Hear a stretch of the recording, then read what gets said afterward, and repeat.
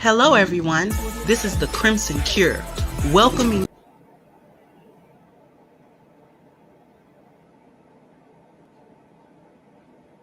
Hello, everyone. This is the Crimson Cure, welcoming you to the Crimson Tower, a place where we keep a feminine foot on the neck of the gynocracy, feminism, and black male misandry. So go ahead, pull up a chair, stay a while, and listen.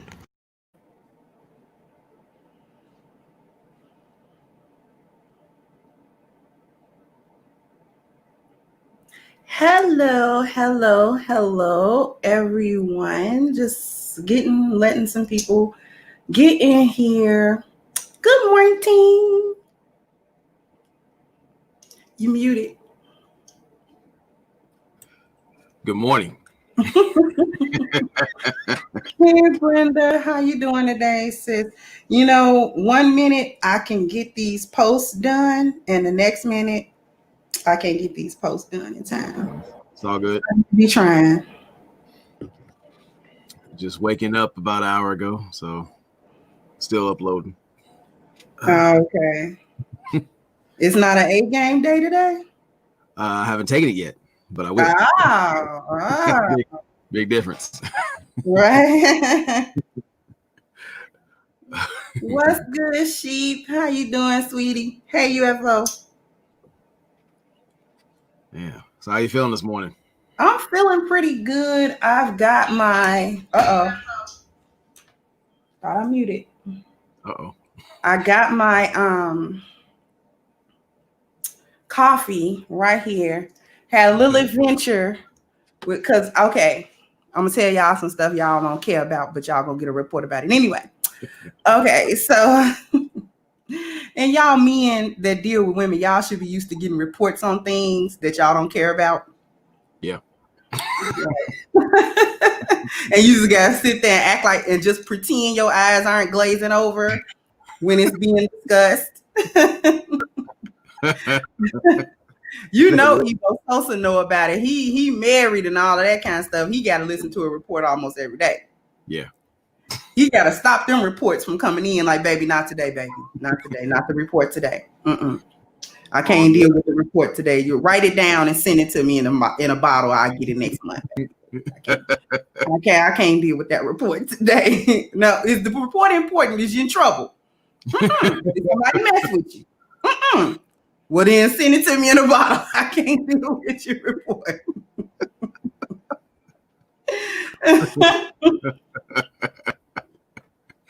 You also said just now about her feet. We feel the need to report to you guys. I don't know why. We just want you to know. You feel like as the leader, you should have every piece of information available to you. And maybe you can use it later, maybe you can't. But it make us feel good to give it to you.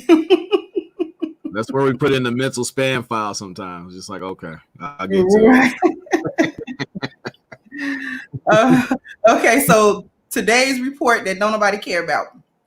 All right. I was using Slim Fast keto milk shake thingy for meal replacement thing, right? Then I realized and recognized that collagen peptides are always an animal-based product. It's an animal byproduct, usually gotten from bovine sources. So a cow, sometimes they get it from lamb, sometimes they get it from deer, but mostly cow. Never from pork though. And for me, I can't consume that because I eat meat that has been slaughtered a particular way. Right. And collagen is derived from the bones and all in the hide of the animal. Mm-hmm. So I know that it's the same animal that they slaughtered to make Oscar Mayer sausages. That's where they're getting them collagen peptides. And I can't consume that animal on any level. I can't consume the animal. So I had to throw that out. That bottle is $20. I had to throw that out.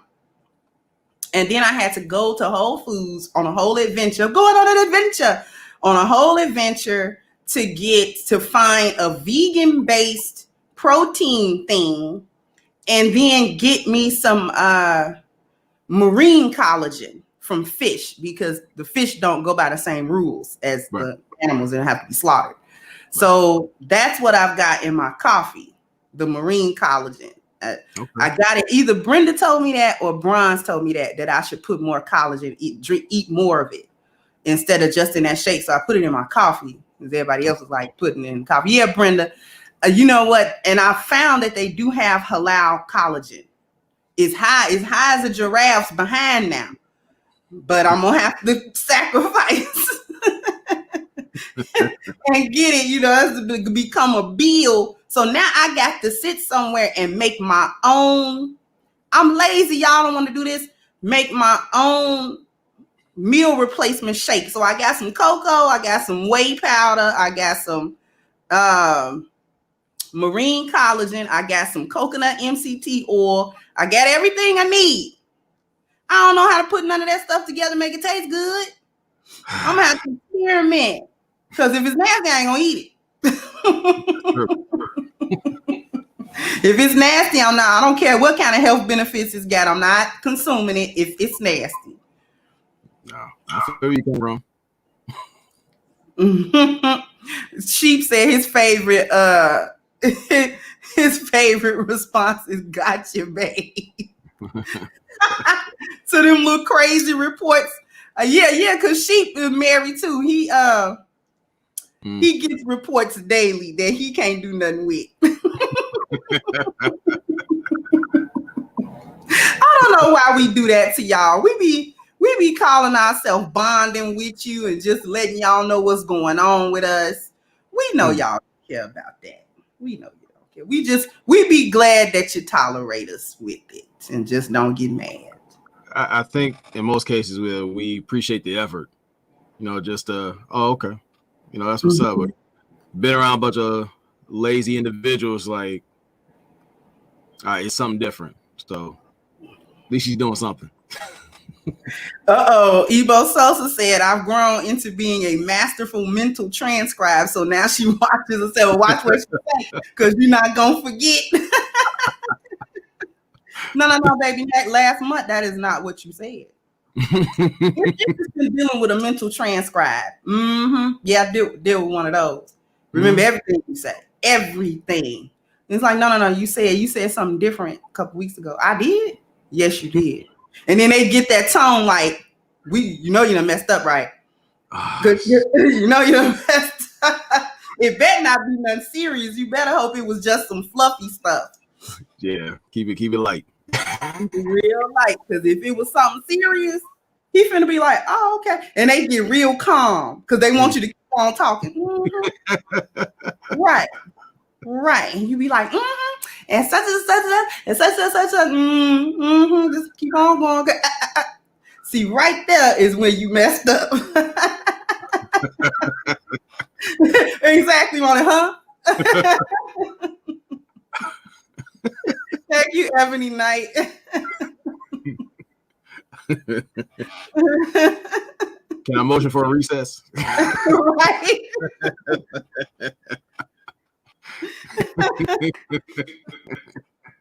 Yeah, dealing with one of them, that's not really fun, because I'm kind of scatterbrained, and y'all know that. As a Gemini, I'm scatterbrained, and I forget and go back over something and didn't know I did something like that. And so Gemini, okay, I'm gonna tell y'all another little fun fact about Geminis. Our energy can be shifty energy. Sheep has a Gemini sun, so he would know our energy be kind of shifty. It's almost like we shiesty, but we don't really be being shiesty. We literally kind of two people. So one might do something, the other one forget, and then we'll go back over something, and then it'd be like, what are you doing? Huh? What are you doing? Didn't you just do something else the other time? Yes, you did. Well, so now you're gonna sit here and lie. Well, on the outside looking in, that's something you learn real quick. It's like, oh, okay, that's how it works. So, okay, this must be the other twin catching up. So I'll just sit back at first and like.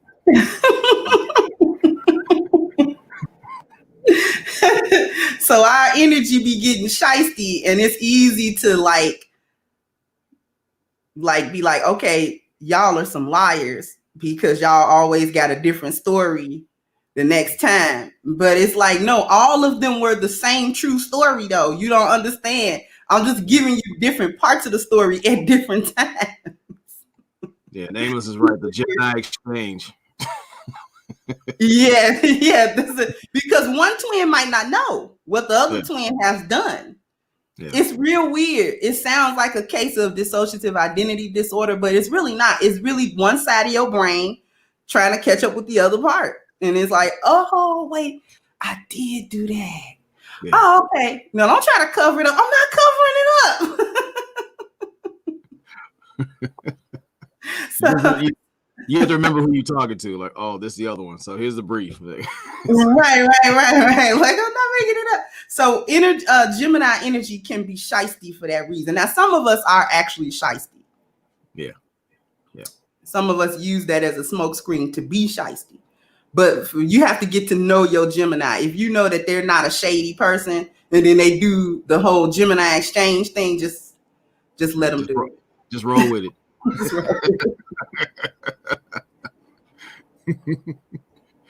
Oh, yeah. See, it's good to see you in good spirits this morning.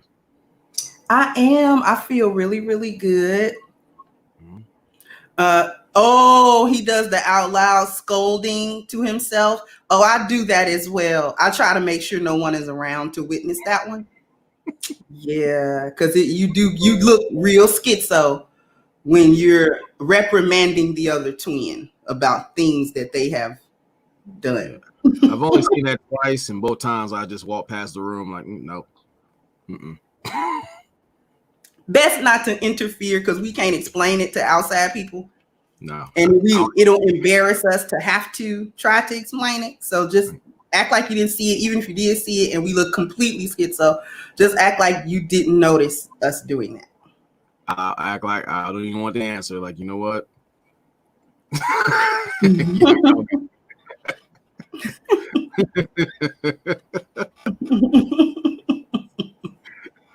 It's something you just had to put a footnote in. Okay, when they go by, just walk past. That is.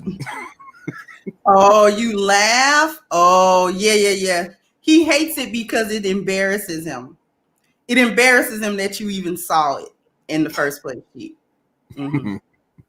It used to embarrass me whenever my husband would see it, because I would try really, really hard to make sure no one saw it, because I recognized that it was schizo looking from the outside, but I needed to do it, right? Because sometimes you really have to get that other twin under control. They're out of control. They do stuff and they say things. They don't have filters and they ruin relationships and all that kind of stuff. So you really have to chide them and be like, okay, you cannot do this. Like, I'll be in the mirror, like, you can't say that kind of stuff to people. They don't know what you're thinking. And one time my husband came in and he was like, what on God's green earth is going on in this bedroom? Huh?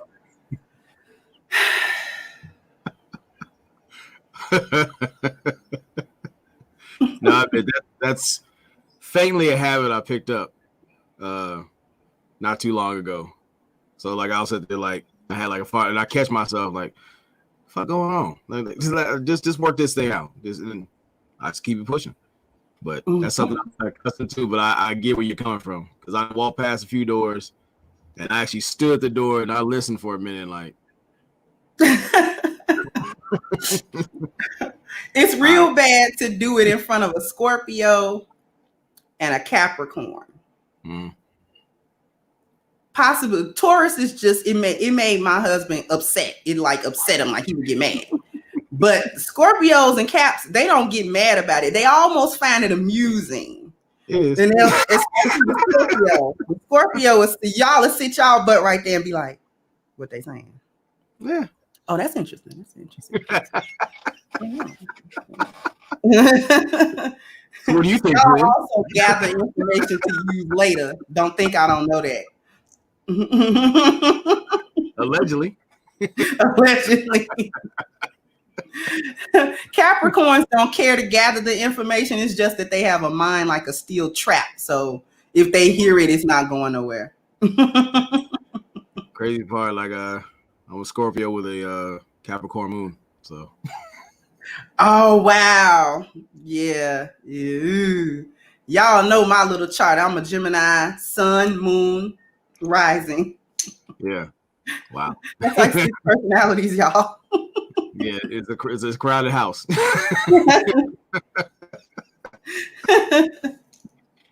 Oh my goodness. Okay, y'all. Y'all ready for us to do the real show?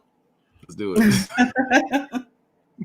I swear we didn't come here to giggle and laugh at, Gemini brain. So which one's starting the show? Both of us are equally present. We're equally present. No, I'm talking about the twins. Like which one? Both of us are equally here starting the show. Okay. All right. Hey, Father's Time. Hey, Kangster. How you doing? Okay, so here's what we are talking about today. One other fun random fact. I smell like peaches and cream instant oatmeal right now. Right. Anyway, because I bought a whole bunch of like body oils. Oh, they smell so good. Anyway, another fact that y'all don't care about. But anyway, so we're gonna get to the actual show. So you see the title, Surviving versus Thriving, working your way out of a poverty mindset. Now, mind you, this is from two people who are not financially wealthy. But we're kind of real qualified to talk about this, though, because of that reason. We're very qualified. Hey, how you doing in morning, Rose? Mm-hmm. And the reason why I say we're qualified is because I know I've been doing some work, and I know that Ronin has been doing a lot of work on himself also. And one of the things that I know I've been working on is my poverty mindset. Okay. And for me, let me just explain to the audience what I mean by a poverty mindset. Yeah. A poverty mindset is a mindset based almost solely in surviving. You can't really think past how to survive, because there's definitely a difference between surviving and thriving. Okay. In survival mode, you don't really exercise really any control over anything. You're just trying to make it. You're just trying to keep your head above water. You're treading water, basically. And when you tread water, we know that that is a life-saving technique, but it is only meant to be done temporarily. Okay. It's not meant to be done permanently, because eventually you do sink. If you have to tread water for too long, you do eventually succumb to it. And when you're treading water, you are by definition not making any progress towards anything. Right. So you're literally just kind of doing the whole dog paddle thing and keeping your nose up and trying to breathe. Like that's what a poverty mindset is. Yes. And people who have a poverty mindset do this as it concerns finances in all its forms, not even just having cash on hand, but credit, dealing with financial institutions, dealing with your taxes, dealing with everything that concerns your finances. And so a poverty mindset is rooted in surviving. And in my opinion, it is also rooted in fear. So those are two things where a poverty mindset is rooted in just surviving, and it is rooted in fear. So before I keep going, I'm going to hand it over to Ronin. Do you have like any other definition for poverty mindset, or just what you think about that? The poverty mindset is basically when you are bankrupt in areas you need to, as far as like confidence in yourself, confidence in your abilities to make things happen. Like when I'm working at FedEx, you could tell the difference with the way people say things. Like there's certain people I work with that all they think about is their FedEx check. And they thought I was crazy from going full-time to part-time. And they said, what are you going to do? Like, it's going to cut your money in half. Not knowing that me moving into other things, I'll make a lot more money, just staying busy. Because full-time, I wasn't getting anything. I had decent benefits. but I was wearing myself out for what? About a $400 something check a week when I can make close to 1,000 or better a week. But again, it's like when that poverty mindset is where you intentionally limit yourself because of that gross scarcity mindset. It's just your thoughts and your actions working in concert, and it shouldn't. Not in that way. Exactly. And you said something that was really important. You brought up the scarcity. The scarcity mindset is kind of the poverty mindset too. I'm not going to get anything more. I'm never going to get anything more. And it's really placing a limitation on yourself and on what you can do. It sets the bar very, very low. And you set that bar low because it's like, I can achieve this, but I can't really achieve anything more than that. And I think one of the things that people with a poverty mindset have a tendency to do, one of the first mistakes is they keep a job. They keep a 9-to-5. And not only do they keep a 9-to-5, they work a lot of overtime. Yes. Okay. So people with a poverty mindset, these are the people putting 60, 80 hours in every pay period instead of 40. They're putting 80, sometimes 100, depending on your job and how much overtime they allow you to do, what your percentage is, money and how much money you're making and all of that kind of stuff per hour, if it's salaried and all of that good stuff. So you are keeping a 9-to-5. When I first started, my mind first started changing about money was in October of 2018. Yes. And what was happening in October of 2018, and the reason why I remember it is because I was working at home as a customer service rep, whatever, for about 5 years at this company called Sykes. I don't know if y'all have ever heard of Sykes Home, and they still exist, by the way. It's actually a really good company to work for. They're very family-like, and it's a real good environment, but it's an at-home based job, and you're doing customer service for various different companies, whoever you sign up with. So at the time, I was working for customer service for Walmart at the time, which was real easy peasy job.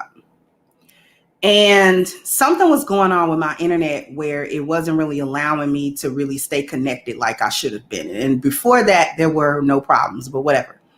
So the problems were extensive. Comcast couldn't fix it. So eventually, in the middle of the month, they had to let me go. And they're like, because you can't work and, your technical problems are going on too long. So basically, they let me go.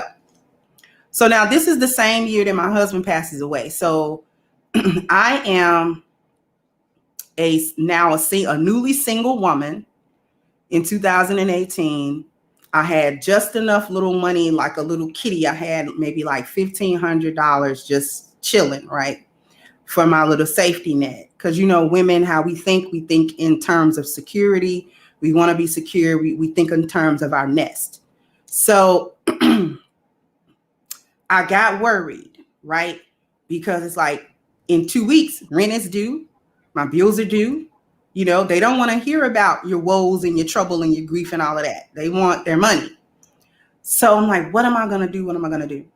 So I'm like, well, you know how to drive, but I didn't have a car. So I'm like, okay, well, I could learn how to drive truck. They will train you, pay you while they train you maybe. But I really just didn't want to do it. It's such a masculine thing to do. I just really didn't want to do it.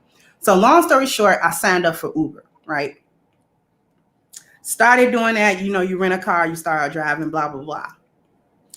And it was at that time where I realized there's no such thing as finance. There's no such thing as job security.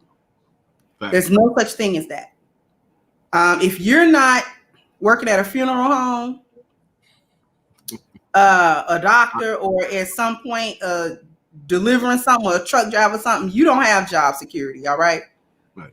So I'm like, okay, there's no such thing as job security because, I had that mindset. If you're not getting a paycheck, you're not getting any money. Where's my money going to come from? Like, I need a set amount of money coming at a particular amount of time, at a particular time, so I can plan the budget and all this good stuff. Right.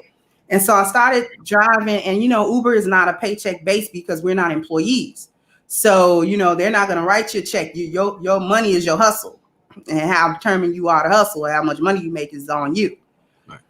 So it was at that moment, at that time, where my mind started to change about money and checks and jobs and how that influences your finances. I'll get to another part of that story, but because I'm doing this. It's all good. So, Ronin, you want to jump in? Was there a particular time in your life or a particular experience that you was like, wait a minute, I think I might need to change how I approach dealing with money? It was like in 2017 when I just started FedEx, and when I was doing too much, figured I had to bust my ass to make extra money, but then I pulled a muscle in my rib, trying to be Superman and lift some packages. And then sitting in the hospital, I was sitting there thinking, like, this isn't adding up. I'm kicking my own ass and not getting anywhere. So I had to change how I thought. And I wanted to do so many things. I was seeing like some of my friends out there making things happen for themselves. So I figured if I'm going to plan something, I had me a dry erase board, and I started making changes on my phone, putting dates on the calendar to where like I give myself enough time to build towards certain things. And it helped me change my mindset to like change my planning, because I was just living day to day, check to check. That's what it was. So I started looking at what is it I can accomplish in this little small period of time. And I made it a habit to where I have certain alarms where I said I had accomplishments and everything. So it got to the point where I made a goal to go to both coasts within a span of a month. And for 3 straight summers, that's what I was able to do over time, looking to see what was made available to me as far as like discounts and whatnot, and paying things in advance or little by little to where it was done. I just needed extra money to just play around. And when I would do those things, I would take pictures of the places I went to remind me it is possible. So since then, I would have people, my coworkers, ask me, well, how am I able to do this? And I broke it down to some of them. Some didn't want to do it because it says too much money, which told me their mindset was stuck. But a buddy of mine, he told me he was going to go to Vegas. I said, cool. I'm not going to talk to you until you get back. And I noticed he not just had pictures, but he had a whole different mindset about everything we talked about beforehand. And he's like looking to take that on for himself. He went from full-time to part-time as well, because he was wearing himself out working 2 jobs. And knowing you get maybe 10% of your worth usually at some jobs. They said, why not invest in yourself?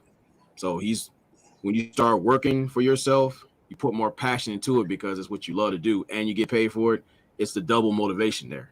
And plus, you're able to make a difference. Like you have testimony and things like that, and that's what meant. Oh, the other thing is too, I would put things around my area, my space, to remind me, putting time into yourself is actually putting wealth. I mean, like really motivation in your coffers. Like when you're out there, like really changing how you think, changing how you see things. I didn't look at it as a job. I just look, this is something in between my passion and something to fund it. So whenever you're doing certain things like that, especially you're doing the Uber, which I'm going to start the Uber thing Monday, I'm able to network like I want to. I'm able to go and get the things I want accomplished rather than being in one fixed spot complaining about what I should be having. So poverty mindset is serious, but you can change that over time. And the main thing is having a budget of the time you spend with people who don't have the same mindset as you do. Exactly. And that's really, really key. The people that you're surrounded around, because it's very different talking to people who don't have that mindset. John Wick. That's my movie. I'm not even gonna lie. That's my movie right there. Yeah. And that's one thing, talking to a person who doesn't have a poverty mindset and who actually is financially set. Yeah. They speak and think so much differently till it's unbelievable. Having certain conversations with them and how they perceive money and how they perceive finances. Think concepts like working, concepts like, you know what I'm saying? How they perceive those concepts much different than your average working Joe. Yeah. One of the things that I learned from speaking with such a person was about time and money and the correlation between your time and your money. Yes. And one thing that I got from just different conversations was, if you're working every hour, if you're working every hour for every dollar, you're wasting time. Yes. This is a time waster. You should not need to work for your money in the sense of, if I spend this amount of time working, I'll get this set amount of money from that time that I put in. Because one thing that I'll never do again, inshallah, is clock job, but time. Right. Y'all know what I'm trying to say. Yeah. One thing trying to talk over the other one. I don't want to get into a job where I have to clock in and clock out. Yes. I never want to do that again. I never want to do. Listen, I have so much more money now. Just doing Uber, doing YouTube, finding other hustles to do. I have so much more money now than I ever had. Just clocking in, listen, when I was working as a customer service rep, is probably one of the lowest forms of a job it's just above flipping a burger somewhere. And they were calling themselves paying a little bit more than the minimum wage, like at the time, right? But I mean, every 2 weeks you're pulling in a check that's only like 600 and something. We're adults. That's not enough money. That ain't shit. That's teenage money. That's not enough money. That's not money to run a household and then actually have something and then do something and then, you know what I'm saying, plan something. You can't plan anything other than your bills every month. Right. And barely you can plan those. Because if you mess around and miss too many hours, not days, just hours out of that pay period, your check gonna suffer. Yes. And then you're gonna suffer because, like, man, the check was $100 less than it usually is, and then you panic. That's what we call living paycheck to paycheck. Yeah. You can't miss one, because if you miss one, you're in trouble. And so I have more money now. And there's one thing that I attribute to it. And I had to change the way I thought about the money and acquiring it. The first thing in my experience, and Ronin, you can agree or disagree here. Okay. The first thing in my experience was to train myself to stop worrying and thinking about the money. Had to stop doing that. Yeah. Had to stop that. Stop it. Just stop doing that. Do not listen. My goal for Uber has been anywhere between $100 and $150 every day that I went out, right? Sometimes that don't happen. Okay. It's a slow day. I might have made $30 that day. Yeah. I never complain about that. I never worry.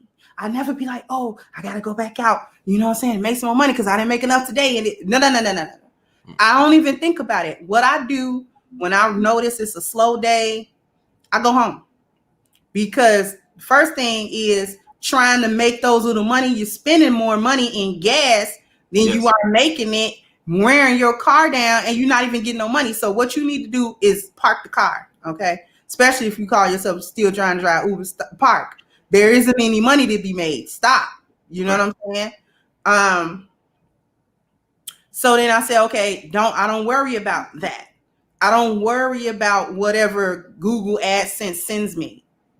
I don't worry about that, whatever it is. Because, and the one reason that I stopped worrying about that, first of all, is for my spiritual beliefs. In my belief system, the creator has 99 names or 99 attributes. And one of those attributes is a razak. And that means the provider. A rizq is provisions, resources. So Allah is a razak, the one who provides. And the one thing that I had to understand is I don't control that provision. I actually don't control that. So me working more isn't going to guarantee me getting more. It's just going to guarantee that I've worried myself to death over something that I really don't control. So you don't control it. So why are you worried about things that fall outside of your control? That's the number one way to be stressed out. So I stopped stressing myself out. Like, okay, you didn't make the money today. Okay. You know what I'm saying? Like, okay, that's fine. Go home, find something else productive to do. Like, find something to do. You know what I'm saying? With your time that could take your mind off of that. And once I train myself to not worry about that, don't think about it. You know what I'm saying? Oh, sometimes I go out and make 250, 300 in a short amount of time. I probably make that in maybe 4 or 5 hours worth of driving, which is pretty dang on good. And then I'll stop because my limit is about 5 hours worth of driving, no matter what kind of money is being made. You're not gonna drive me all night. I'm not doing it. I'm not doing it. I got other stuff to do. You know what I'm saying? It done got to about 12, 1 o'clock in the afternoon. I'm done with you people. You know what I'm saying? Running you here and I'm done now. You know what I'm saying? You were working to death.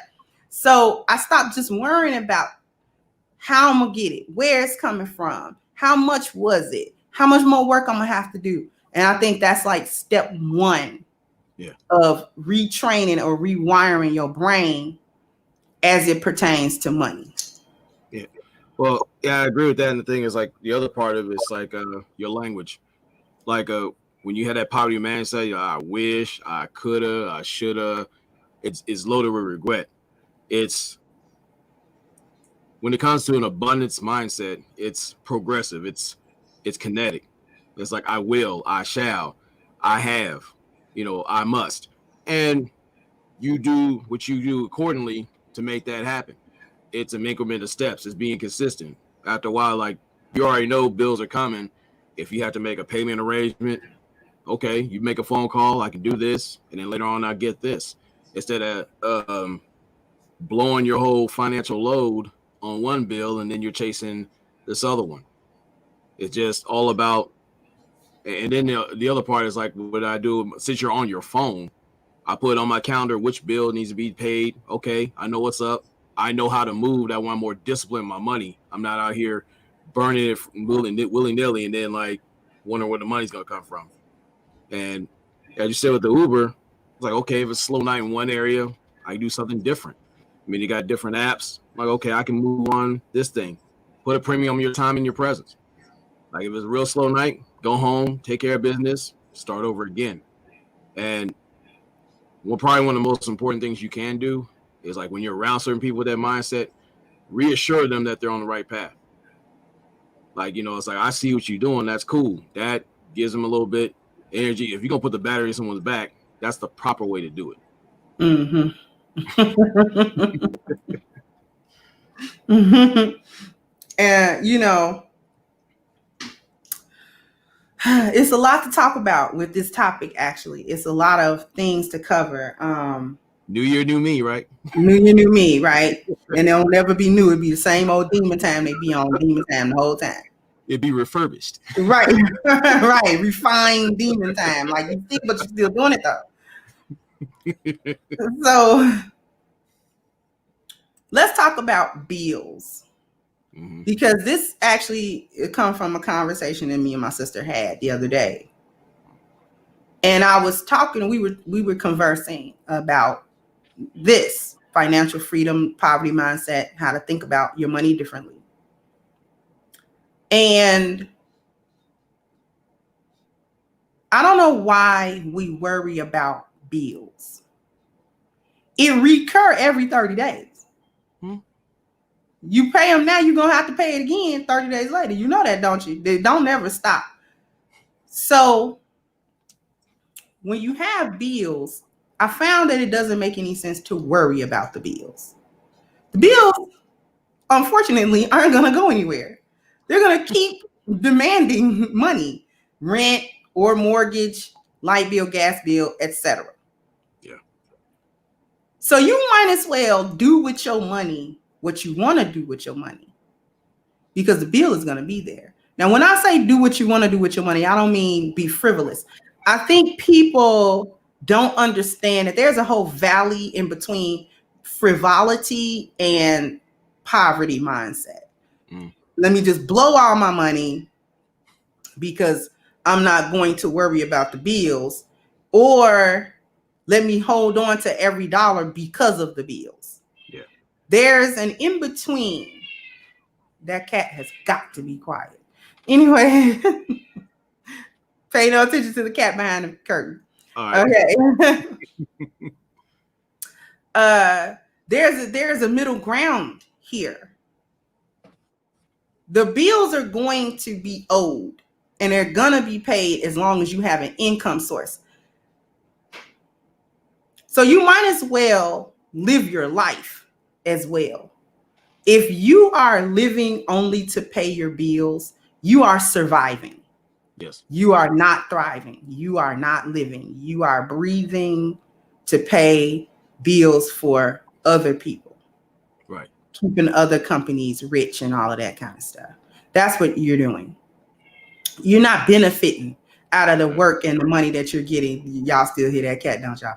You're not benefiting. Thank you, Evo. So I said, worrying about bills is by design, hence bill police, aka collectors, is designed to keep you in a control insanity. It is. And so you have to break. This is why they call it financial freedom.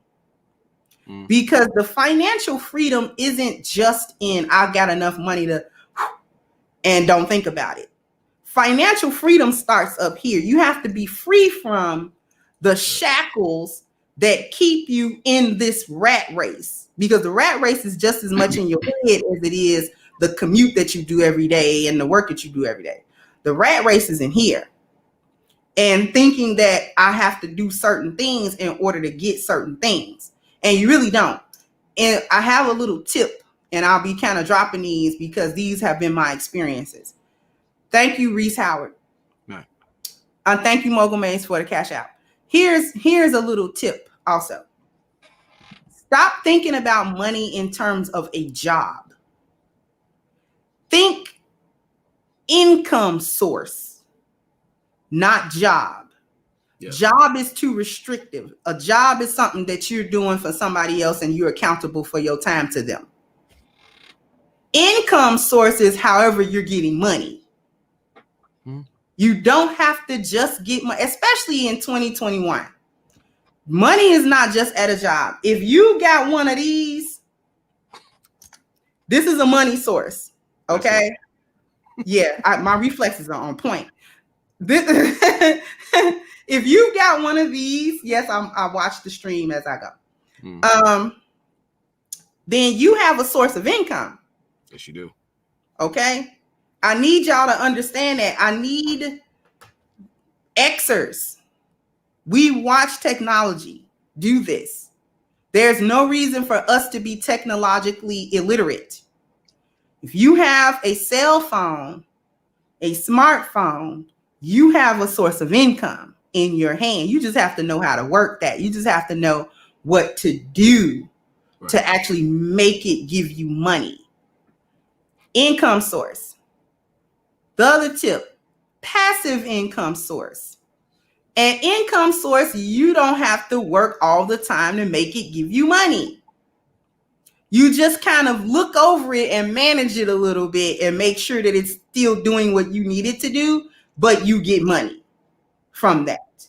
Okay. So passive income. Stop thinking you gotta work a particular amount of time. Like, separate that out your mind, time and money like that. Because really time is money. And you'll hear wealthy people say that time is money, because it really is. It really is, but not in the way that you've been trained to think that time is money. You think hourly pay and time is money. It is not. You are broke. Okay? You're broke. You ain't got no money. You broke. You broke. Okay? You know you broke. You running around here driving a BMW and you broke. You don't know how you gonna pay them notes. You broke. Okay? You broke. The other thing that I want to talk about is your credit. Now, Black folks is scared of credit. Let's talk about it. Brian Hunter, thank you. And thank you, Ronin, sweetheart. Now, let's just be real now. Black folks is scared. Credit is almost a 4-letter word around here. Black folks is scared of credit. When you go somewhere and they say you're going to get a credit check, listen, I know the majority of y'all get scared. And I'm going to tell you why you get scared. Why Black folks is scared of credit. The first reason Black folks is scared of credit is because they don't know what it is. Okay? They don't know what credit is. A lot of Black people do not know what credit is. Admit that there was a point where you didn't know what credit was, and you wasn't no kid either. You was a full-grown adult, and you didn't know what credit was. Nope, Brian Hunter, credit is not that. Credit is not that. It doesn't have to be your credit. Does not have to be that. And see, that's part of. See, we think credit is a bad thing. Now, we hear about having good credit and bad credit, but we don't know what defines good credit and bad credit. We have no idea. Yeah. And we are afraid to look at our credit. We don't know how to obtain a credit report. We don't know how to read a credit report. We do not know what is on our credit report. When you go to apply for a new place to stay and they say, okay, we're going to do a credit check, you be like that Kermit meme where you're sitting there. Because you be like, what they going to find on the credit report? If you would look at the credit report yourself, you would know what is on there. And listen, I'm saying this in a joking way, but really, thank you, MLR. But this was after my husband's passing where I started looking into my credit. I didn't know really what it was about. And I was afraid of it. This is how I know Black folks are scared of it, because I was afraid of it, right? And then I'm like, okay, well, I can't really too much be scared of it because I don't have a man to help me to take care of me. So I have to learn how to do this stuff, you know what I'm saying, to more efficiently for myself. So when it came time for me to buy a car, because renting a car for Uber is a trap, I said, okay, I don't have money, but I should have credit. Let me actually look. Yeah. Tip number 365. Download Credit Karma. It is a free app that allows you to check your credit without hitting your credit. Okay, there's no hard check. Yeah, all right. Yeah. Hard checks hit. Hard checks hit your credit. All right. Go and take a look at your credit report and your credit history. Your credit history is comprised of accounts where you needed to pay on some type of consistent basis. So if you have a loan, that's on your credit history. Whether you paid it off, whether it had to go to collections, whether the loan is defaulted or whatever. Your student loans are also on your credit history. If you've had credit cards, whatever their usage is, has actually a really high impact on your credit and your credit history. Paying notes on a car, trying to buy, all of that is on your credit history. Okay. Now, as for me, I did not have an extensive credit history because I had never had a credit card before. And I had never purchased a car that I needed to finance. Every time I got a car, I just would go with $2,500 or $3,000 and just go buy it off the used lot, right? So I never had any type of thing like that. And then I had student loans. But by the time I started checking my credit, I had been paying on my student loans. So I knew that they were not in a bad status. They were not. If you have loans that are defaulted, understand that it is hitting your credit and is lowering it. As long as that loan, whether it's a student loan or whatever kind of loan it is, as long as it is in a defaulted state, your credit is suffering. And in this day and age, you don't need your credit to suffer. Right. All right. You really don't. You have to overcome the fear of looking at it and just getting to understand what your credit is and how it affects your finances and your financial standings. Okay, I'm gonna stop. You talk about credit however you want to. Well, I learned about credit the hard way because at the time I hurt myself trying to keep up with the Joneses by working at Ford at Ford in Chicago. Like I think it was 159th Street out there. And when I was trying to have the new truck at the time, it was the 2006 Ford Explorer Sport, and had that. And then I was in an apartment, and then when I was doing too much, I had my truck repoed at my new job. And I had lost my apartment in the same month. So I had to go stay at a friend. I know what it's like to lose literally everything except your mind. So I had to really sit down and really start watching how I moved. I started asking for free credit reports. I started asking for help on it. I cut all my I started whittling down on my unnecessary expenses. When it came down to it, because even now, every 2 weeks to a month, I'll buy me like a few boxes of ramen noodles just in case it ever gets that bad again. Or I'll do things to where like with Credit Karma, when I see things get the notifications, when I see things moves on there, I check and see what's going on. I stay proactive in seeing where my credit is. And the only albatross that's hanging around my neck is with the student loans, which both of those schools were unaccredited. So luckily that they're having a lawsuit with that, to where once they go through that, I can have that wiped off my credit, and I'll have a major jump to where I'm cool.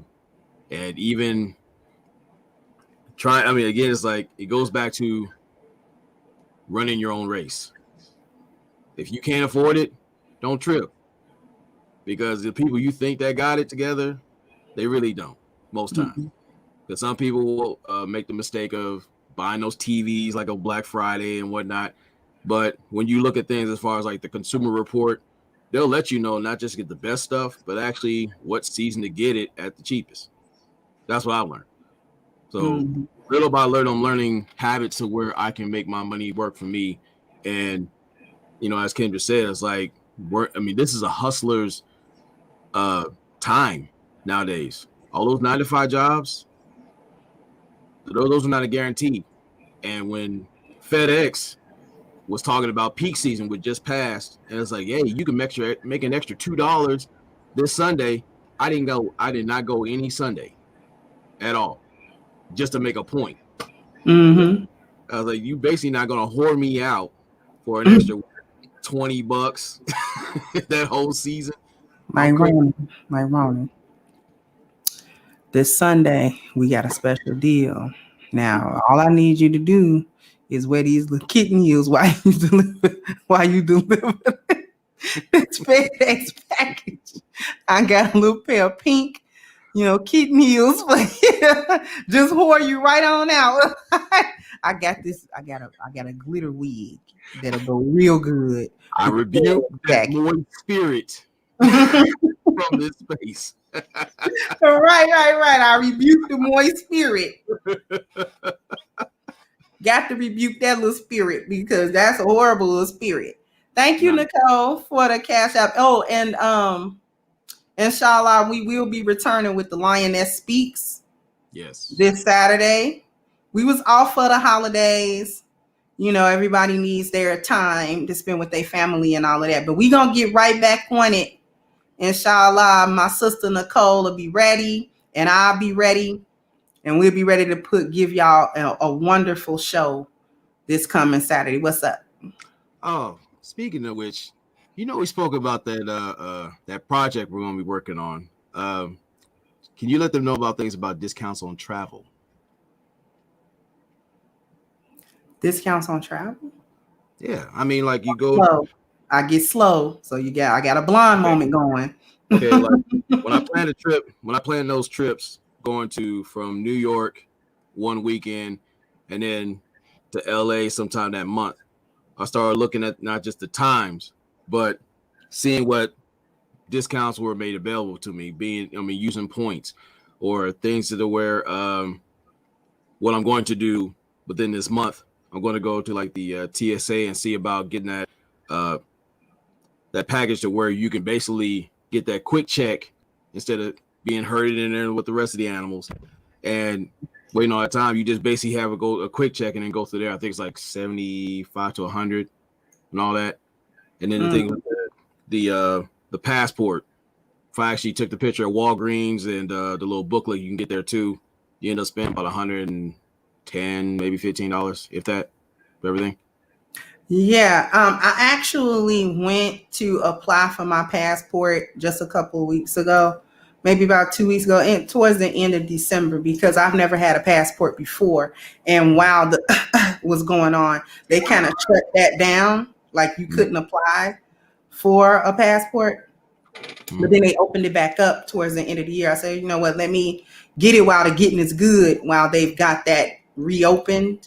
So, of course, I think it takes like 4 to 6 weeks for them to, like 6 weeks or something like that, for them to, deal with and approve you and send your stuff and all of that good stuff. And that ties into finances and everything, because they know, what they check to give you your passport, the status of your taxes. Yep.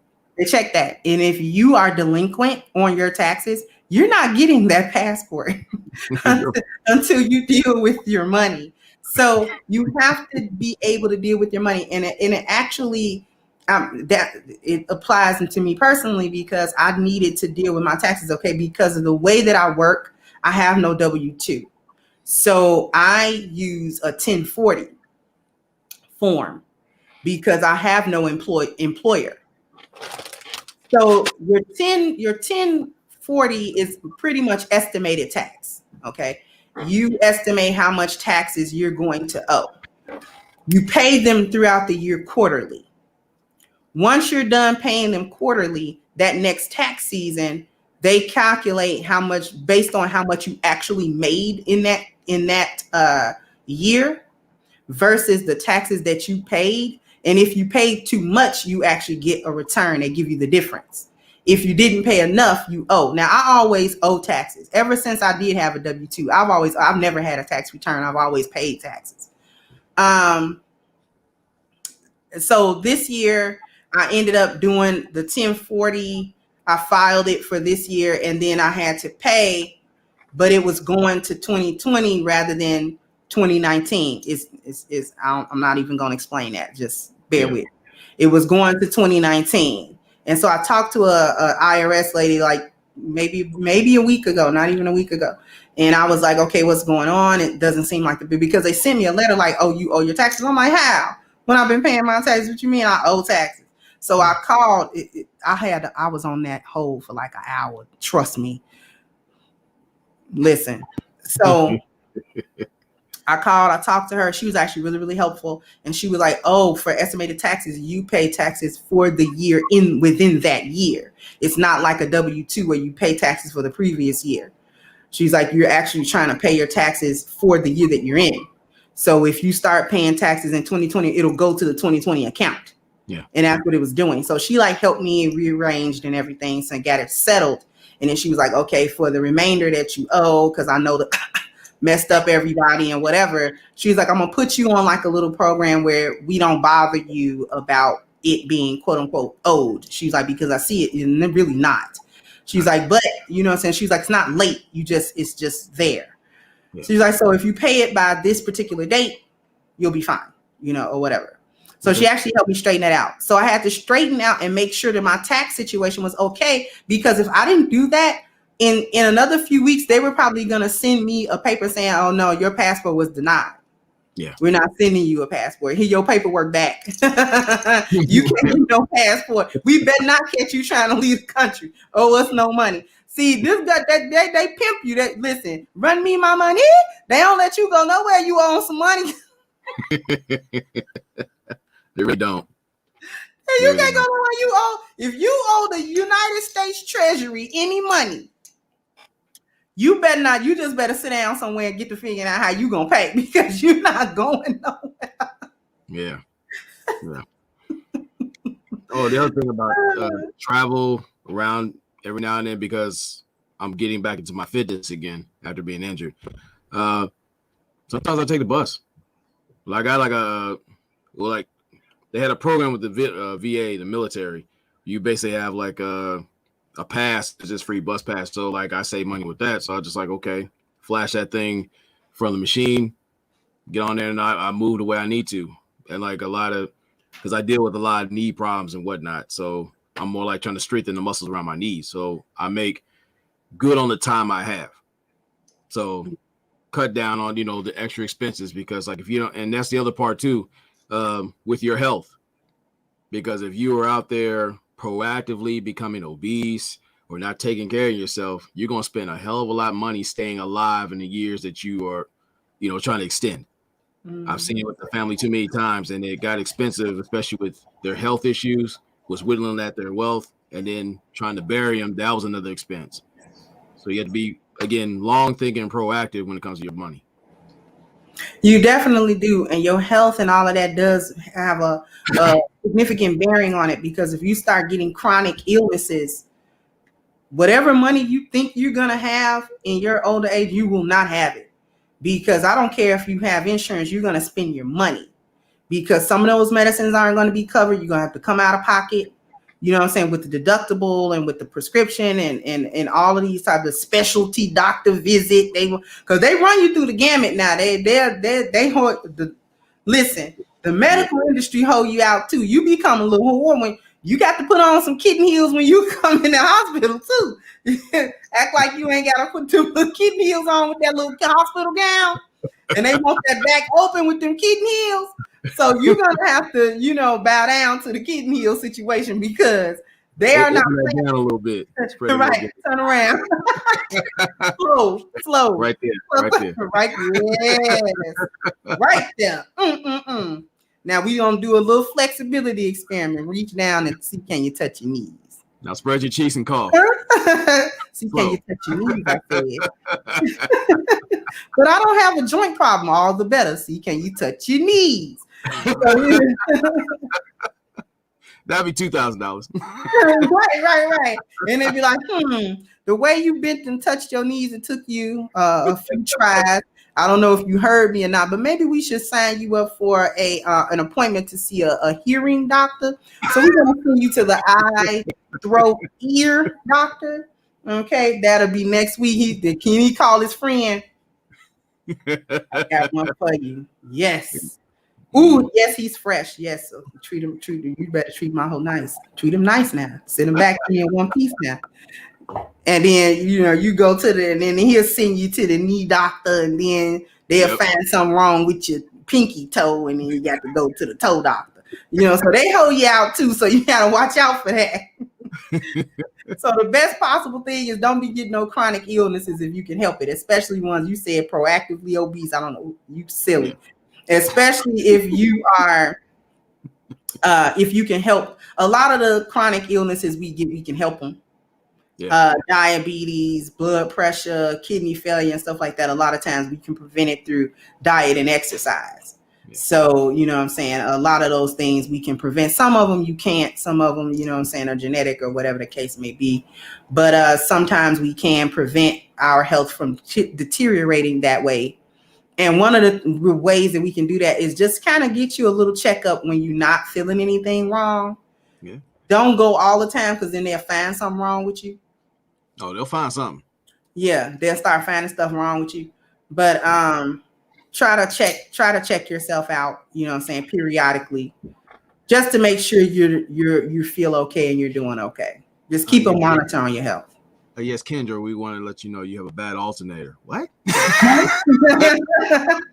Yeah, your alternator. Your alternator? Are you sure?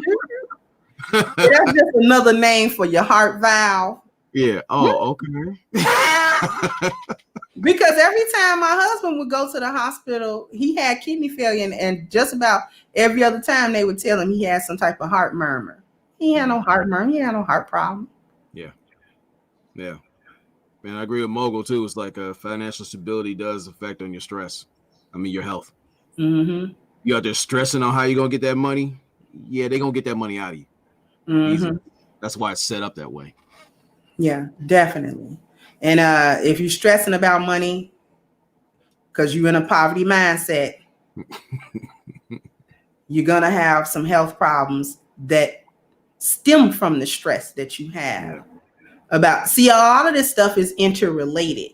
And that's why it's called a rat race. That's why it's called, you know what I'm saying? That's why you're on the hamster wheel, because you're making a lot of effort, but you aren't actually making any progress towards anything substantially. You're not really making sure that you are okay, or you're gonna be okay. And this is why I wanted to have this show today, to talk about it, because we are scared of money. Especially Black people, we scared of finances. We not scared of cash money. Yeah. We scared of our finances. That even that word sound fancy to us, quote unquote. Your finances. You know what I'm saying? You don't even think of it like that.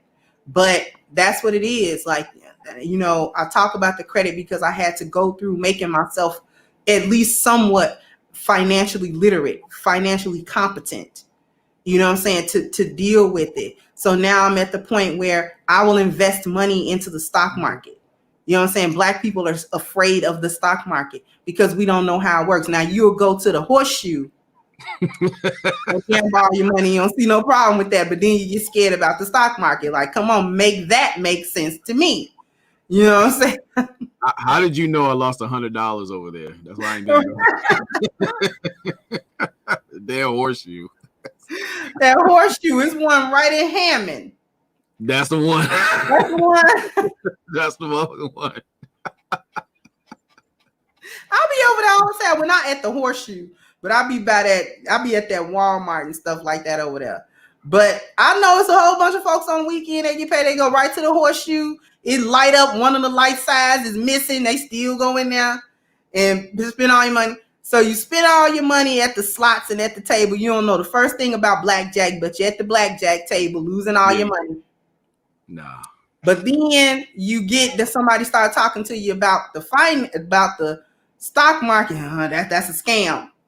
You just came out of a scam. You just came out of a whole scam. And I lost $100 on the penny slot, so I just kicked the machine and left. I'm like, man. You're right.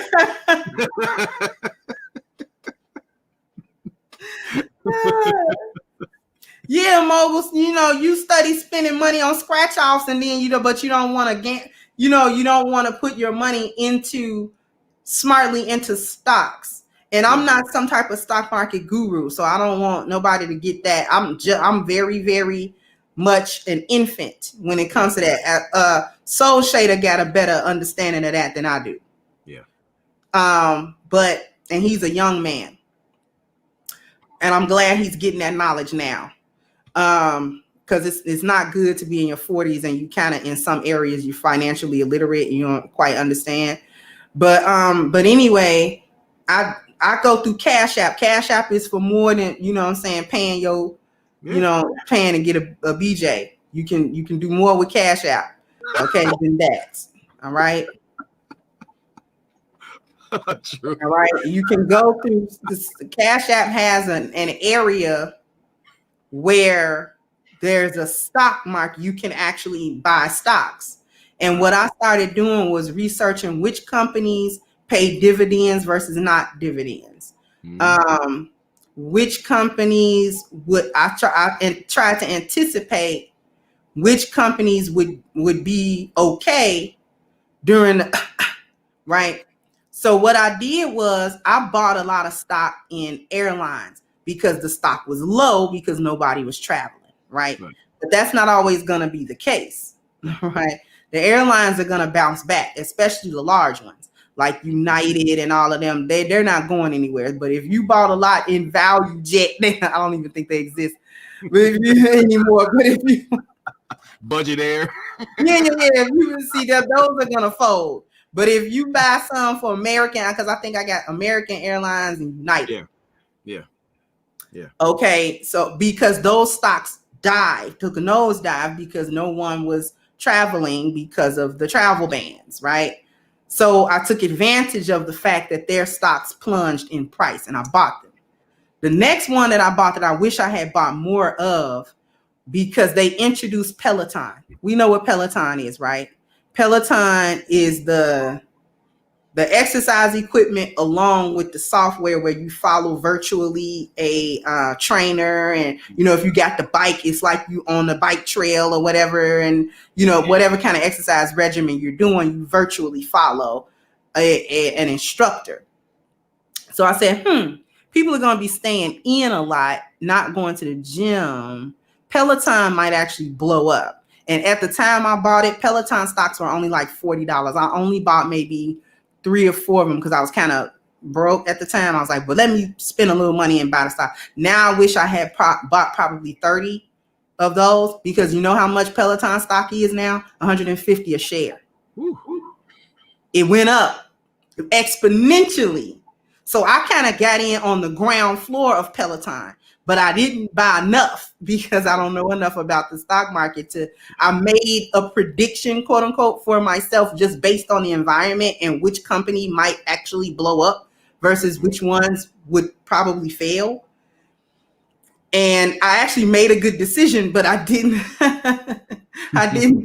invest enough money literally into that decision. So I'm saying all of that to say that we have to start thinking about different income sources, different ways to do your money. You know what I'm saying? Different things to do with your money. You know what I'm saying? Like you have to think about the environment. It forces you to think about mobility, because mobility is everything that happens outside of your home and the outside environment. So you have to start thinking about the outside environment. This is why a lot of people couldn't recover because of and being let go of their job, which actually they found out the hard way. There's no such thing as job security, right? But then the hustlers was like, I'm gonna make some money. You know what I'm saying? I'm gonna make money at this time, in a time where people aren't making money. So, but you have to think about the environment. Okay, who's gonna benefit from something like this? And how can I get in on that? Which is why the truck drivers, people started going into truck driving because they needed to keep the supply lines open. How do you do that? You need more people to do that, to deliver faster, to do more at once. So it would have been smart, especially if you were a guy, to go get paid to train for your CDLA and then drive a truck for the company. You don't even got to be an owner operator. Just drive it for the company for now. And you'll actually get paid quite a bit. You know what I'm saying? Especially OTR. But whatever. I'll leave that to truck drivers to talk about. No, I mean, the thing is like what led me to Uber was basically I knew about it in advance, about a year or so, because I started asking questions ahead of time. Now I knew it was like, okay, well, let me sit there and see about renting a car first, to the point where I buy my car, that'll cut the expenses and do what I need to do. But it's all about planning. It's all about preparing yourself in advance.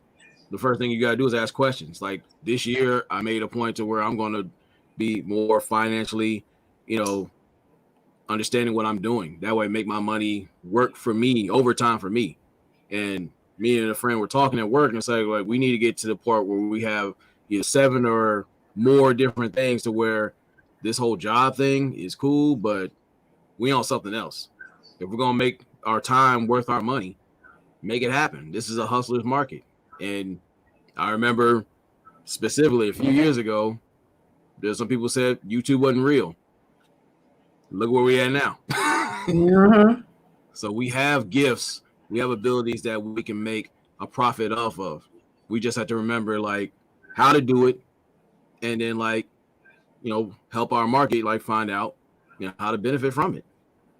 Mm-hmm.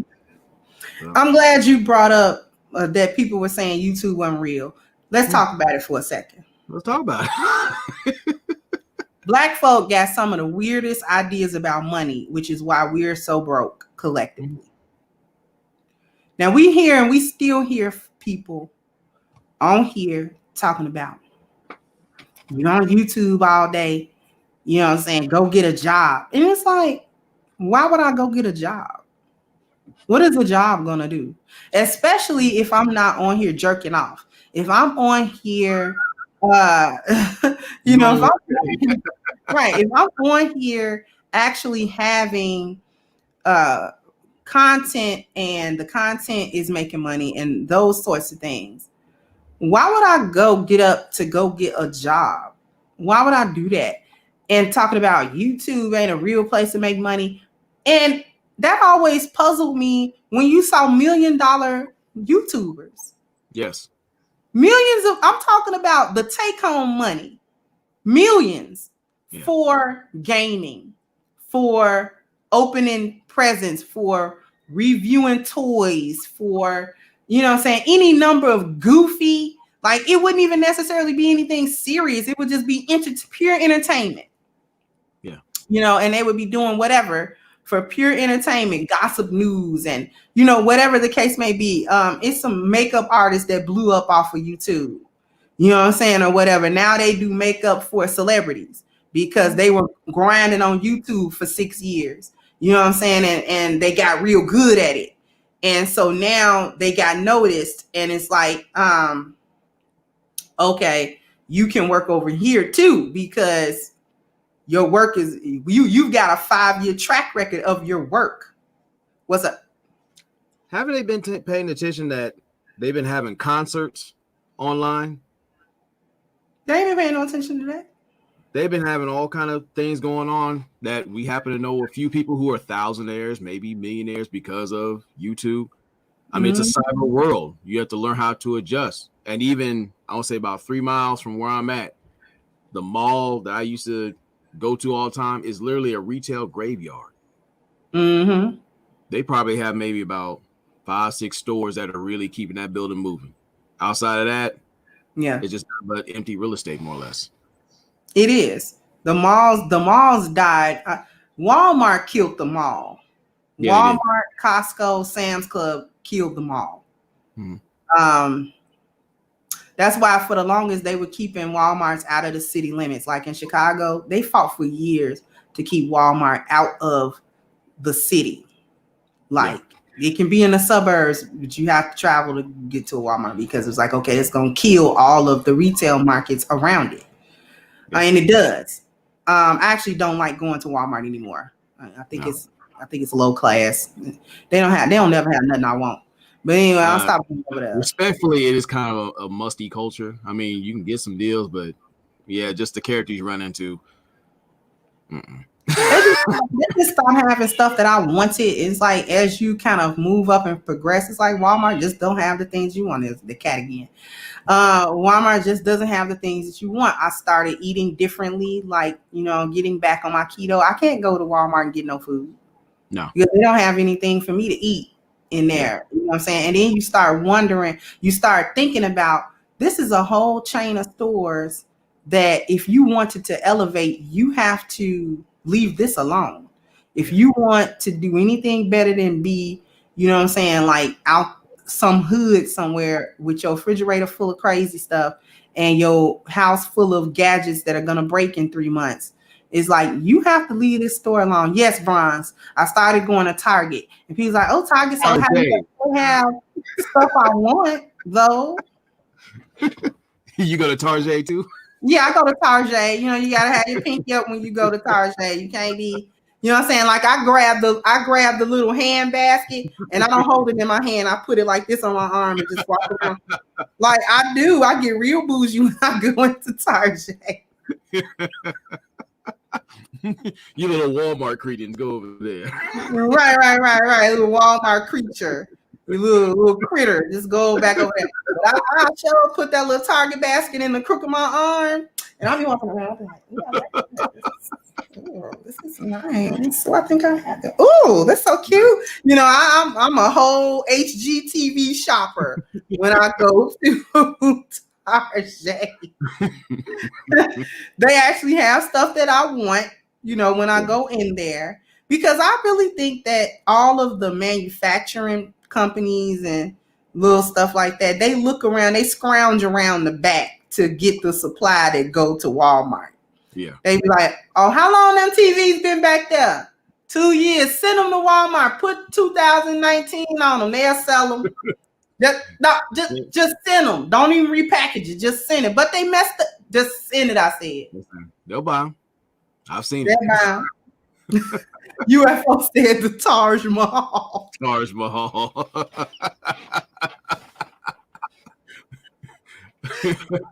You must take your sandals off in the front. Same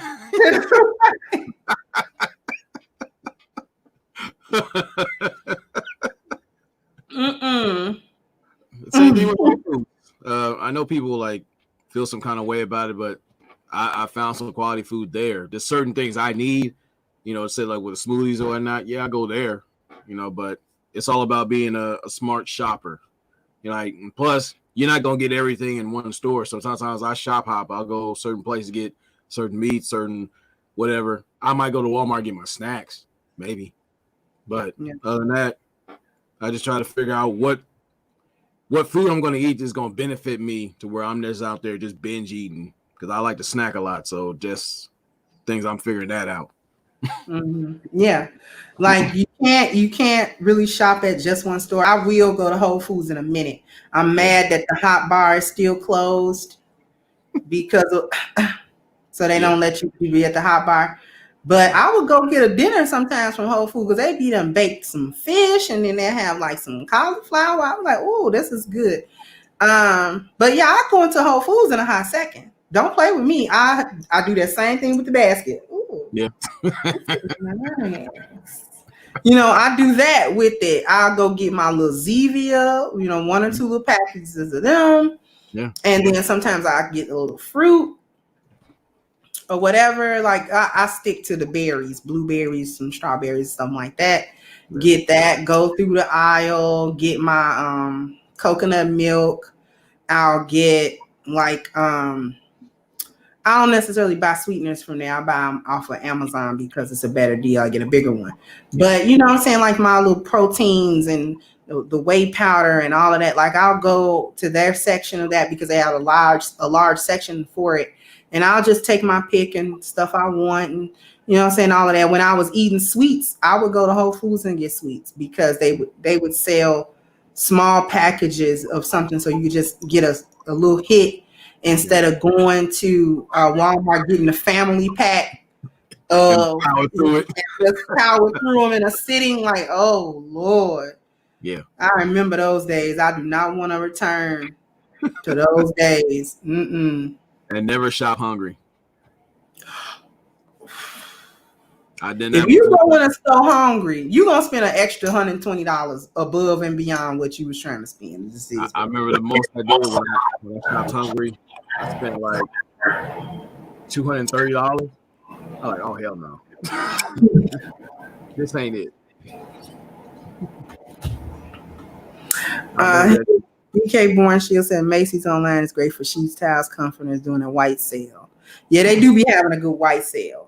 But yeah, you definitely have to go to different places to get what you need. Aldi's, for those of us who were like in Midwest and East, Aldi's has come up a lot. Yeah, they have. Because I realized that in Germany, where Aldi's comes from, Aldi's is like a Whole Foods over there. So like a high quality store. And over here, when they first got here, they were like the stock up store. Because remember, that was Aldi's, the stock up store. And that was like the hood stock up store, right? And then they like changed it slowly. Now you can go to Aldi's and get some real good keto options. You can get some clean organic things. I will get my almond and coconut milk from there too, because now they sell it. Yeah. The Califia brand, actually, which is a really, really good brand. And so, you know, you can get you some Their produce has come up because their produce was the last of the Mohicans to come because their produce used to be bad. You go over there and it be rotten. You'd be like, okay, come on now. You know what I'm saying? Why are y'all doing this to me? But now it's better. It's a lot better now. So Brian said, that's my store. Yeah, all these I get the bulk of the groceries. Then I go to the halal meat store to get meat. And then I'll go to like Whole Foods to get other like little supplemental things that I want. Sweeteners and well, not sweeteners. I get them off of Amazon, but whatever. Y'all know what I'm trying to say.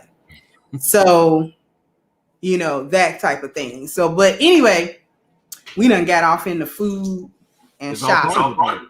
It is part of it. It is part of it because we think going to the store and getting a bargain is actually something good. When it wreaks havoc on your health, you'll be the one at 52 years old with no kidney and your left leg gone because they amputated it for diabetes.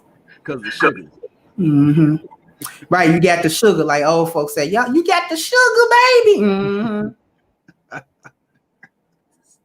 Nah, definitely with the you have to remember it's all encompassing.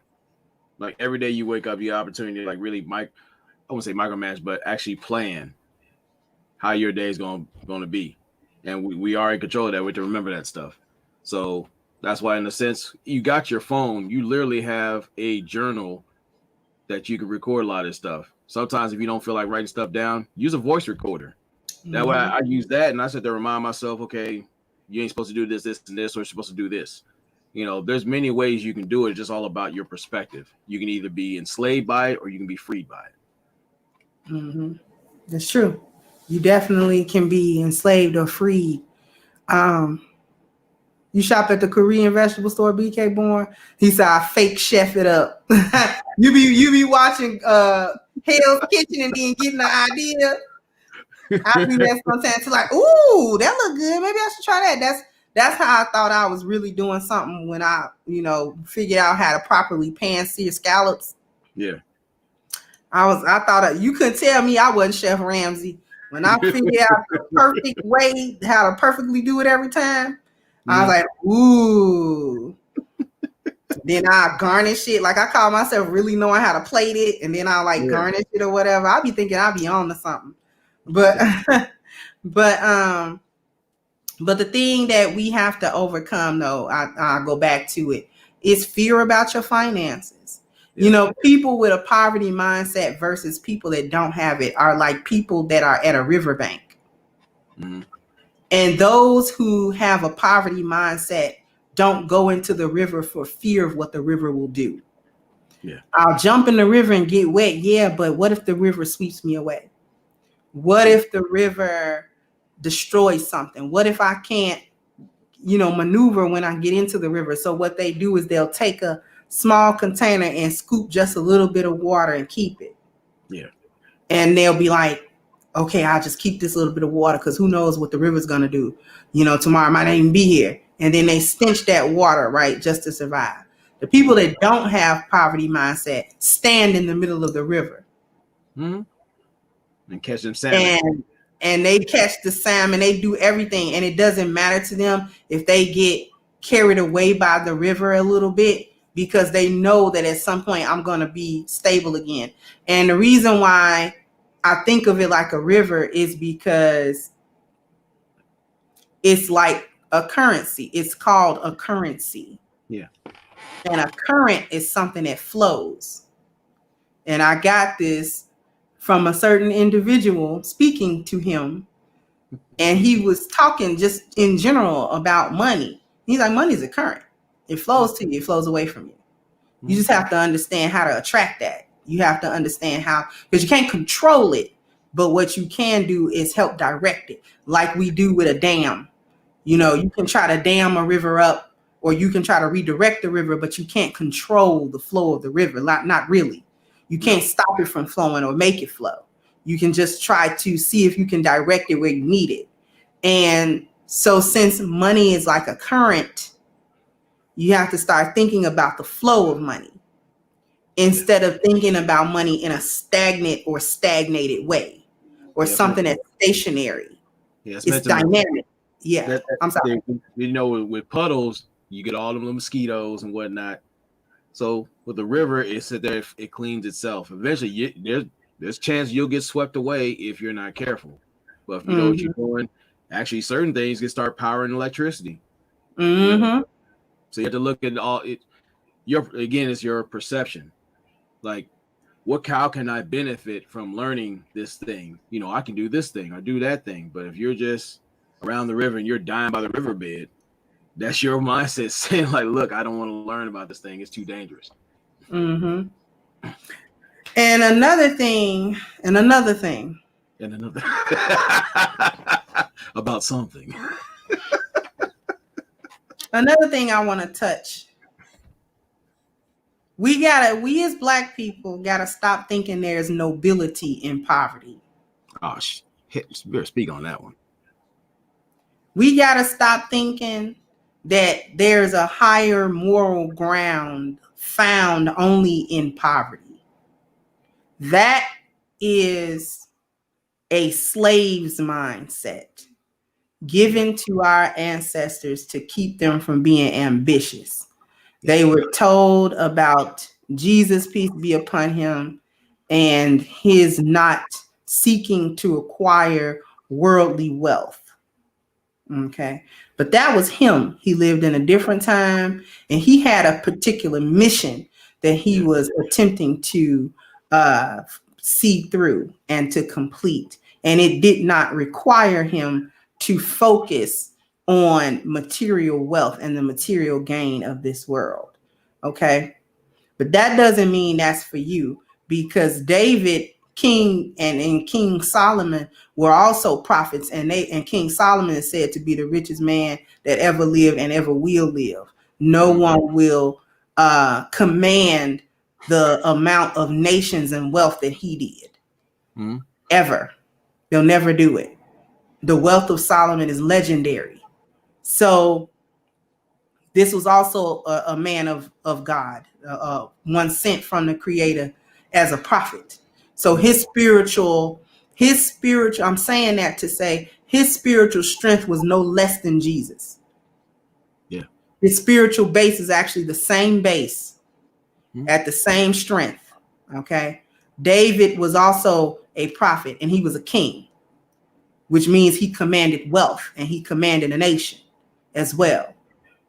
So there were poor prophets and king prophets. All right.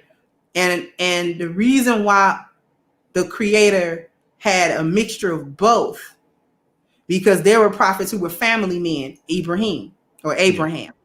Okay. The prophet Muhammad was just a family man. He was given a choice. Do you want to be a king, prophet? And I don't want to be a king. So he was just like a regular family man. Okay. So the reason why the Creator did that was to show us that monetary wealth, or the lack thereof, isn't necessarily dictated by or through your spiritual base. It really has nothing to do with it. You can have the moral, spiritual high ground and be wealthy at the same time. One does not exclude the other. No. And so we have to, as a people, get that out of our minds, that there is some nobility or some inherent righteousness in poverty. There is not. Okay, there is not an inherent righteousness or inherent good in poverty, because if we really thought that, prosperity preachers wouldn't get the money that they get. And the attention that they get, because Black people are actually looking for financial freedom, but they want the permission of a spiritual leader to get it. You don't need that. Stop thinking that only evil people or only people who don't have a good moral base or moral compass can actually obtain wealth. Yeah. Said a mouthful there. And another thing.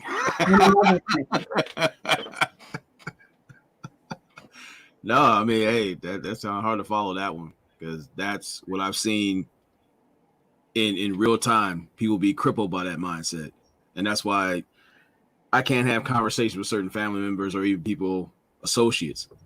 Like when I see that, When I hear the bankruptcy in your voice, I had to get the hell away from you, literally.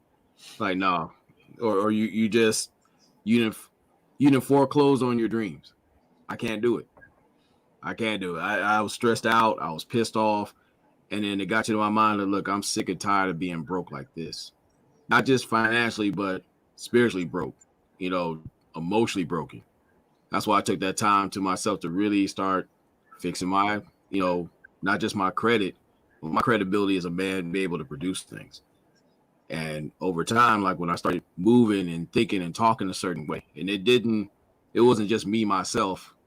I just enlisted help of people that were looking to do the same thing or being the same place that they were.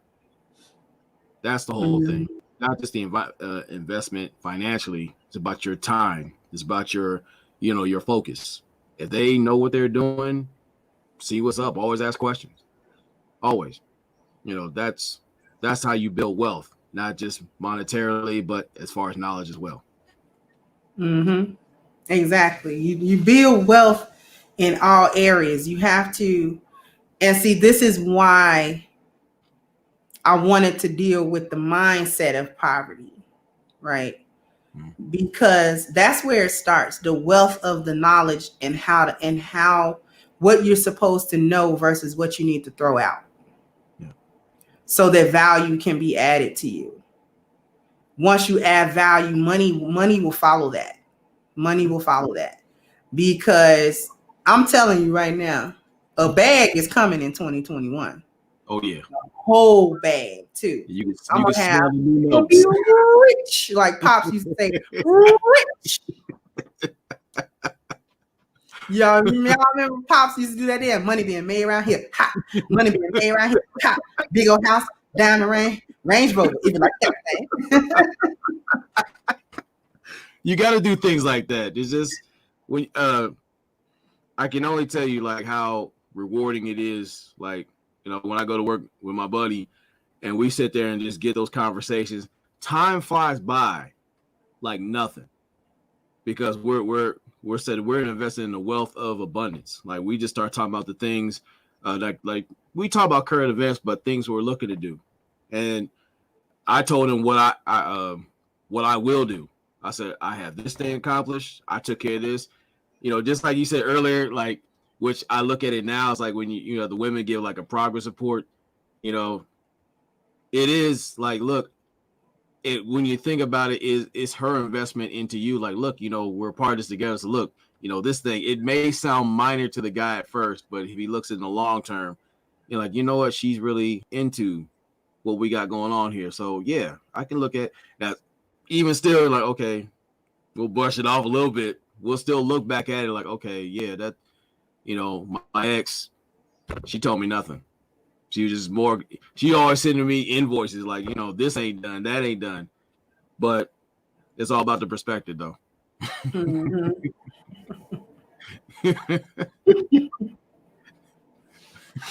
We sorry. We'll sure give y'all a report. We can't help it though. I know y'all wish we could, but we can't. Actually, it's encouraged. Just the fact that you're proactive. Now, if you're just lazy, or a pillow princess, yeah, take that to Walmart. I don't care. Had enough of that. We only deal with Tarjay women over here. Yeah, Tarjay. Have pinky out, yeah, and up and ready. You Walmart winches, you're done. You're done. But I say that everybody, like Kendra and people listening in, I forecast a bag for you guys. I know I'm gonna get mine, but the greatest joy that gives me is like seeing the people I'm around getting theirs. Like you running your race and making it happen for yourself. I'm encouraged. Like if I'm in the company of people making their money, I know I'm next. Mm-hmm. So definitely. So, all right, we covered a few things. We covered credit, we covered bills, we covered not worrying about money, we covered time and money, we covered it's not, morally sanctified for you to be broke. Let's see, is there anything else that I think I need to say? Oh, we put a pin on it. I mean, like, there's many ways. This is just the tip of the iceberg. It just goes deeper than that. But, just to get the conversation started. So we're talking about changing the mindset. That's the most important thing. Once you break that ground, a wellspring of wealth can pop up. And it'll manifest in different things, but it was important to have that initial conversation, though, because most people go into that repetitive mode, like new year, new me. No, new you, more bills. That's Definitely. Oh, and one last thing that I'm going to say before we start wrapping this up. Stop letting life happen to you and start happening to it. Yes. Just stop letting life just be happening to you. The cat agrees. Damn right, cat. All right. Stop letting life just happen to you. That's surviving, where you're treading water and because you don't know what's going on in the water. You don't even have any vision for it. When you're treading water, you don't have vision. Yeah. Start happening to your life. Have some vision. Have some goals that you want to complete and that you actually complete. Discipline is something that you need, but you don't just have discipline. How you acquire discipline is you do things that require you to have it. And then that is how you learn discipline. There is no course for discipline. You just do things and you do them consistently and you do them properly. And that will actually teach you what discipline is. Okay? Just like the discipline you have to have, take A game once every 3 days and don't forget. See, he had it on hand. See, y'all see how that happened? Y'all see the synchronicity in that? Right. See how that goes? I'm going to take one after the show. After the show. See, that's what I'm saying. So what you do is you go down into the description box and you hit the link for A-Game at agameherbal.com and you use the code Kendra10 to get a 10% discount on the gift of better health. And for ladies, give the men in your life that same gift. Trust me, they will thank you, and thank you again. So with that being said, I'm not going to sign off. I'm going to give you an opportunity to speak your last words. Not your last words. That sounds so final. Huh? Damn. I get a last your meal too. Closing thoughts. I'll say, like, I definitely wholeheartedly agree with the sentiments, because this is the time to be proactive. If you let life happen, it's going to happen in a way you can't complain about. But if you're proactive, just like we say with A-Game, I'm going to make it a point to go back to the gym and really field test it and push myself further. And it's not just in that arena, but if you guys have a passion or goals, look into that, because this is the time where you can monetize your gift. That way you can give more of yourself, that you can become a sensible giver, especially learning how to, like, give yourself the time and energy to learn what you're great at and how to maximize it. Mm-hmm. Exactly. All right. So it was as always a pleasure to have these conversations with you. Hopefully people were able to get something out of it. And with that being said, I will catch you guys on the next one. Peace out. Tarjay. Hey guys, please like, share. Hey guys, please like, share, and subscribe to the channel and hit the notification bell. And if you've got more to say on the topic, leave a comment down below. Also, don't forget to support our sponsor, who so graciously supports this channel by clicking the description box and the link for A-Game at agameherbal.com. You can go ahead and get a 10% discount off of your next purchase using the code Kendra10. This has been yet another Crimson Cure production, and I'll catch you guys on the next one.